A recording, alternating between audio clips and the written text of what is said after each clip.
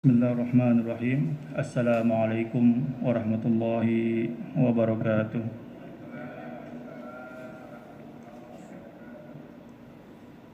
Alhamdulillahi rabbil alamin wa bihi nasta'inu ala umuri dunya waddin.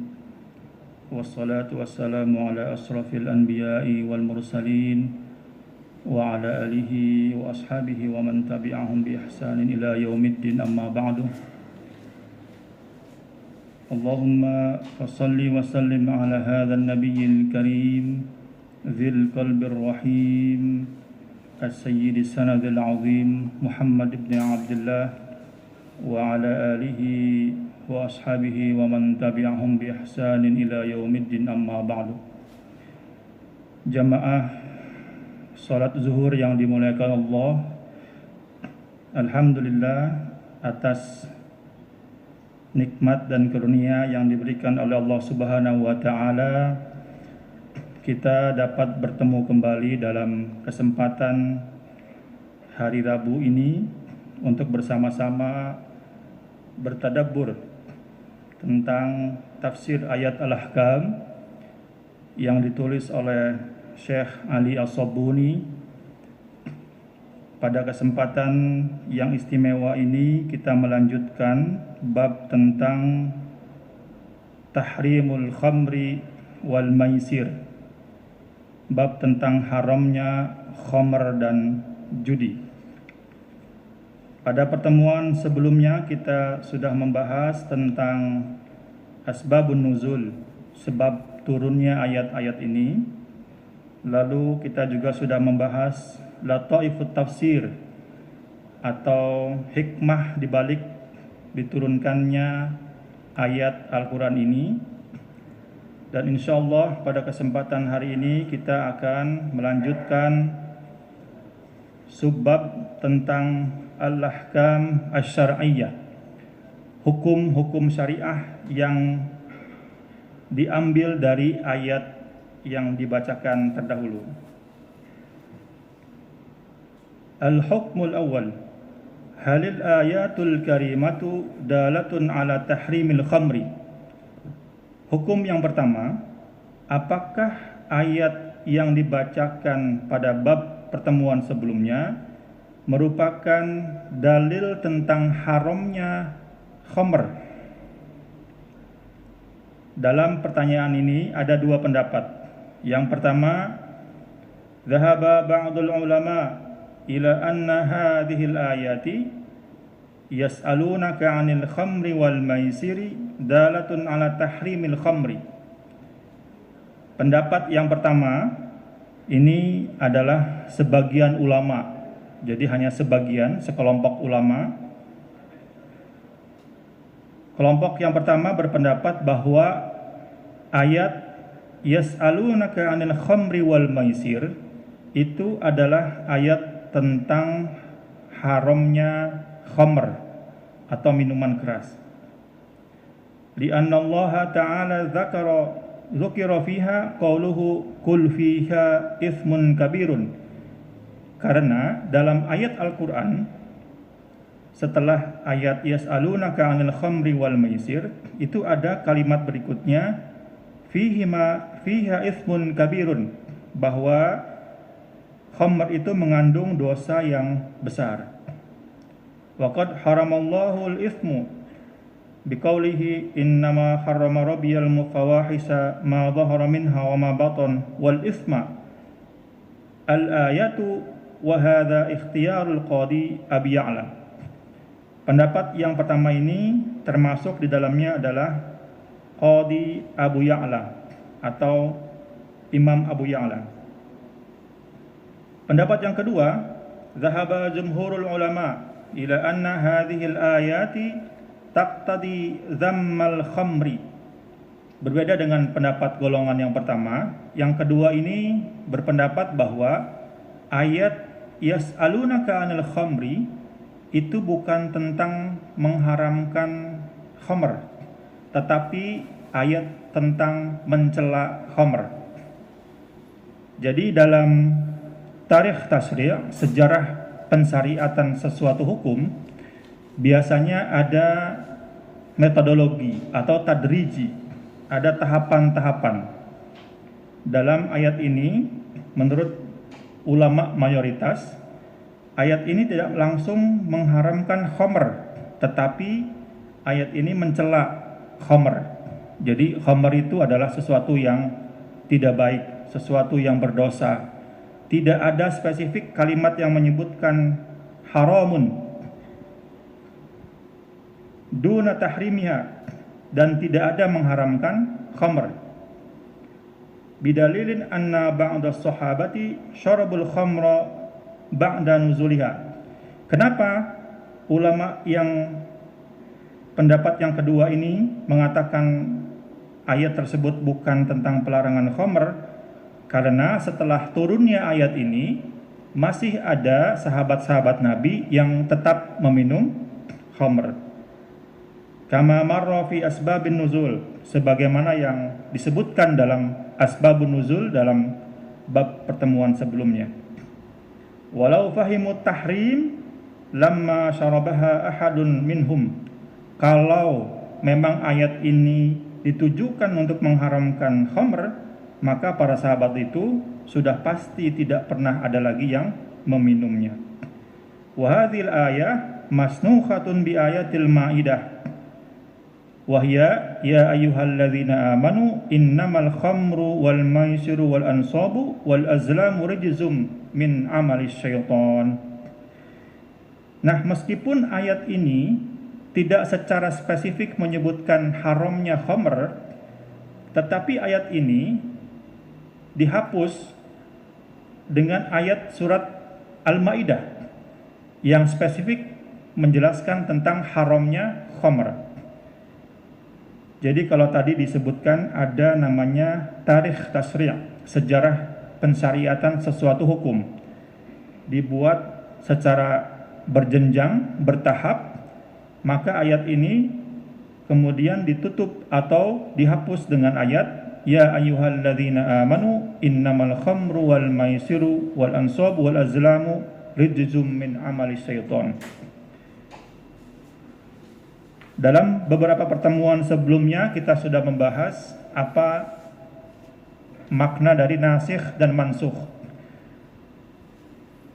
Dalam ayat ini dihapus oleh ayat dalam Al-Quran, berarti naskhul ayati ma'al ayat.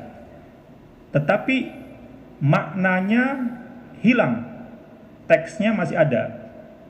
Teks dalam surat yas'alunaka 'anil khamri wal maisir masih kita baca dalam Al-Quran, tetapi hukum bacaan tersebut atau hukum syariah yang muncul dari bacaan tersebut tidak lagi digunakan karena ia digantikan dengan surat Al-Maidah yang menyebutkan bahwa khamr itu adalah min amali syaitan. Yang kedua ini, di dalamnya ada ulama bernama Mujahid, wa Qatadah, wa Muqatil. Selain dua pendapat tadi, ada juga pendapat Imam Al-Qurtubi. Dalam tafsir Al-Qurtubi mengatakan, qala Al-Qurtubi, fi hadhil ayah dhammul khamri, fa amma at-tahrimu fa ya'lamu bi ayatin ukhra hiya ayatul Maidah. Pendapat Imam Al-Qurtubi sama dengan pendapat mayoritas ulama yang tadi disebut dalam golongan yang kedua, bahwa ayat yas'alunaka 'anil khamri itu ayatnya tentang mencela khamr. Adapun yang menunjukkan tentang haramnya khamr ada dalam surat Al-Maidah. Al-hukmu tsani ma hiyal khamru wa hal hiya ismun likulli muskirin. Yang kedua, apa sih khamr itu dan apa saja yang bisa disebut khamr? Apakah setiap yang memabukkan itu disebut khamr? Ikhtalafal ulama fi ta'rifil khamri ma hiya.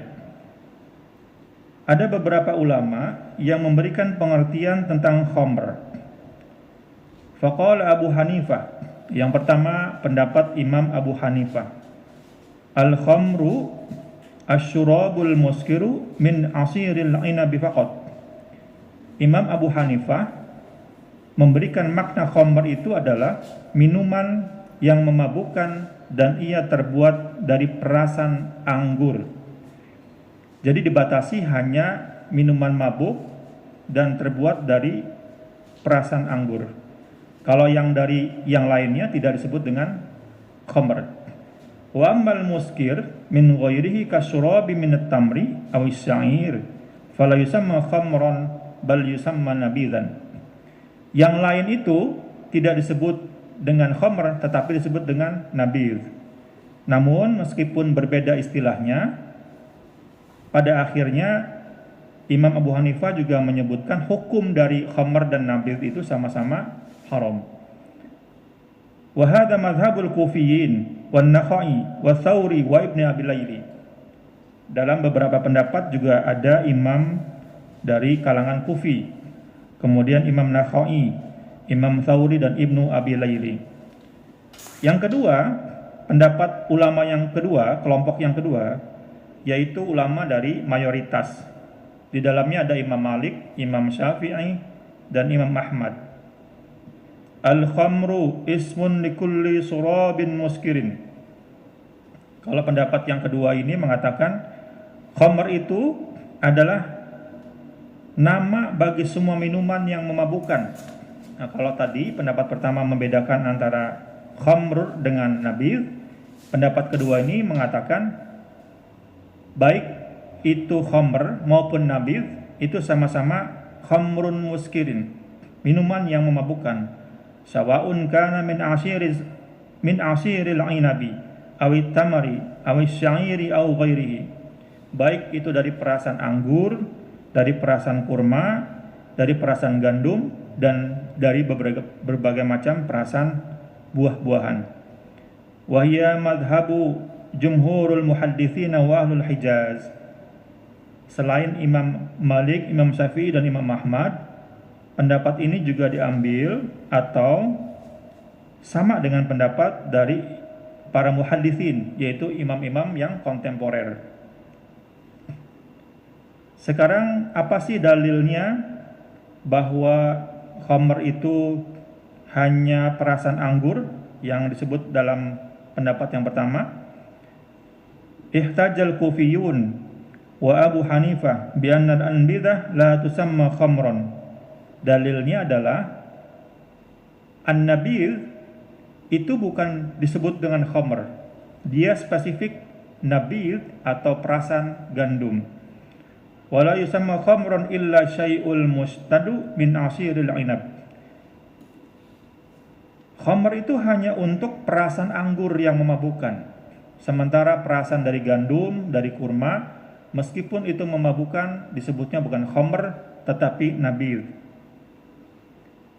Ada juga hadis yang mendukung dalil pendapat ulama yang pertama, yaitu dalil yang diriwayatkan an Abi Sa'id Al-Khudri qala ata an-nabiy sallallahu alaihi wasallam bi Sinwan fa qala lahu asharabta khamran qala ma sharabtuha mundu harramaha Allah wa rasuluhu qala famadha sharabtu qala al-khalitaini qala fa harrama Rasulullah sallallahu alaihi wasallam.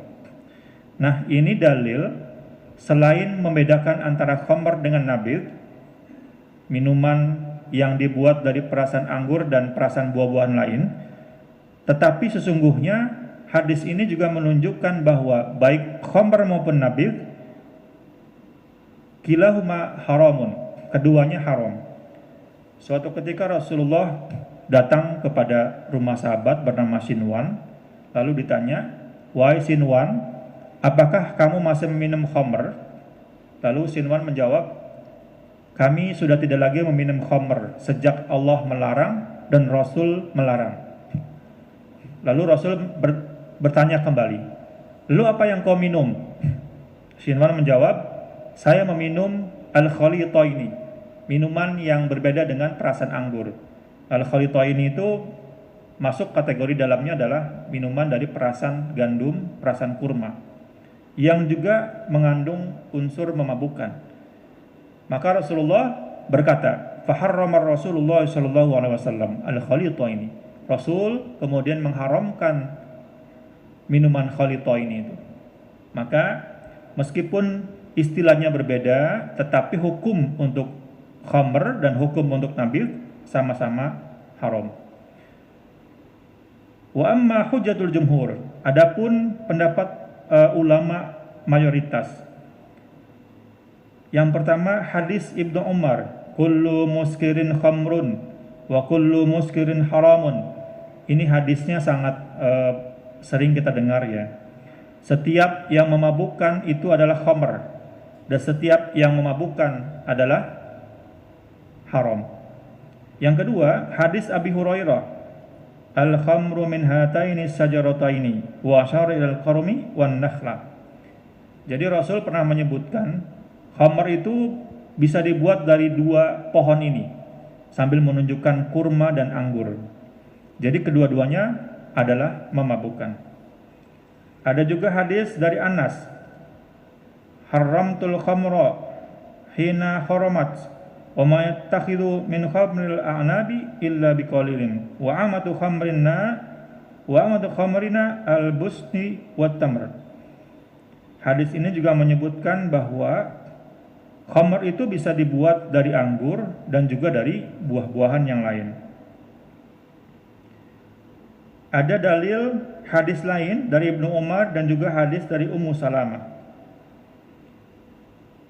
Wa qala al-Fakhrazi, ini Imam Fakhrazi yang pengarang kitab Tafsir Ar-Razi. Fahadhihi al-istiqaqat min aqwa ad-dalaili ala anna musamma al-khamru huwa al-muskir. Fa kaifa idza indafat al-hadithu al-kathir ilayhi la yuqalu inna hadha itsbatul lughati bil qiyas. Nah, dari beberapa dalil tadi, mana yang bisa kita gunakan? Di sini menurut Ali As-Sabuni, pengarang kitab ini, dalam bab tarjih, yaitu bab tentang keutamaan atau dalil yang bisa digunakan, menyebutkan wa nahnu idza ta'ammalna adillatul fariqaini turjahu indana qaulul jumhur. Nah, dari dua pendapat tadi, yang pertama pendapat Imam Abu Hanifah, yang kedua pendapat ulama mayoritas, bahwa ulama yang mayoritas inilah yang pendapatnya paling kuat dan dalilnya paling dapat digunakan. Jadi antara khamr dan maisir itu sama-sama memabukkan, dan antara khamr dan maisir juga diharamkan oleh Allah Subhanahu wa taala. Kemudian ini yang terakhir ya, sekaligus kita membahas tentang al-maisir. Yang tadi tentang bab tentang al-khamr, minuman keras. Sekarang bab tentang maisir, judi. Mungkin kita sering mendengar ada judi online. Itu hukumnya bisa dinisbatkan kepada hukum ini. Ittafaqal ulama ala tahrimi durubil qimar wa annaha minal maisiril muharram liqaulihi ta'ala qul fihima ismun kabirun. Bahwa para ulama bersepakat hukum bermain judi itu adalah haram. Tetapi Imam Syafi'i membedakan. Maisir dalam kitab ini dibedakan menjadi dua. Yang pertama, judi karena main dadu. Yang kedua, judi karena main catur. Nah, yang sering main catur nih bisa jadi perhatian ini. Menurut Imam Syafi'i, asal hukumnya itu dibolehkan. Aslul hukmi al-mubahah. Baik main dadu dalam permainan-permainan kita sehari-hari maupun main catur itu dibolehkan dengan syarat. Ada syarat-syarat yang disyaratkan oleh Imam Asy-Syafi'i. Antara lain, tidak melalaikan kita dengan waktu sholat. Jadi boleh main catur, tetapi ketika sholat jangan terlena. Kemudian syarat berikutnya, jangan digunakan untuk bertaruhan. Yang menang nanti dapat hadiah ini, yang menang nanti, yang kalah nanti store uang segini. Nah, itu tidak diperbolehkan. Dan syarat yang berikutnya menurut Imam Asy-Syafi'i bahwa baik catur maupun dadu itu digunakan untuk bersenang-senang. Jadi bukan untuk mencari keuntungan. Jadi kalau kita mencari keuntungan dari permainan itu maka disebut dengan judi. Tetapi kalau ingin melatih otak, ingin refreshing dengan bermain catur, itu oleh Imam Syafi'i dibolehkan dengan syarat yang tadi, tidak boleh melalaikan waktu sholat, tidak boleh menggunakan taruhan, dan tidak boleh mengandung unsur keuntungan. Artinya untuk sesuatu yang refreshing. Wa amma satranji faqad abahat al-ulama asy-Syafi'iyyah bi syurutin dzakaraha al-Imam al-Fakhraji. Idza khala satranji 'anil rohan wa lisani 'anil tughyan wa salati 'anil nisyan lam yakun haraman. Jadi kalau misalkan lisan ini masih bisa mengendalikan tanpa mencela, bermain catur itu boleh. Kalau misalnya kita tidak melupakan sholat, maka bermain catur juga boleh. Wassalatu 'anil nisyan. Ketika bermain catur sampai melewati waktu sholat, maka pada saat itu Imam Syafi'i mengatakan haramun. Itulah yang menyebabkan hukum main catur itu menjadi haram. Wa huwa kharijun 'anil maisir li'anna al-maisir ma yujibu daf'ul mali aw akhdhul mali. Yang disebut dengan judi itu ada dua kategori. Yang pertama akhdhul mali, dia mengambil uang dari permainan itu, artinya yang menang dia akan mendapatkan uang. Yang kedua daf'ul mali, dia mengeluarkan uang untuk permainan itu. Nah, kalau sudah ada unsur uang, maka permainan catur pun bisa menjadi haram. Wa hadza laisa kadzalika fala yakunu qimaran wala maisiran. Adapun permainan catur yang kita gunakan sehari-hari itu hanya untuk refreshing, melatih kesehatan, melatih olahraga, itu bukan bagian yang diharamkan menurut ulama-ulama yang tadi disebutkan. Hadanallahu wa iyyakum wa nafa'anallahu bi'ulumihi. Semoga Allah Subhanahu wa taala menjadikan ilmu ini bermanfaat bagi kita, dan mudah-mudahan kita bisa mendapatkan hikmah dari ilmu yang dituliskan oleh Imam Ali As-Sabuni.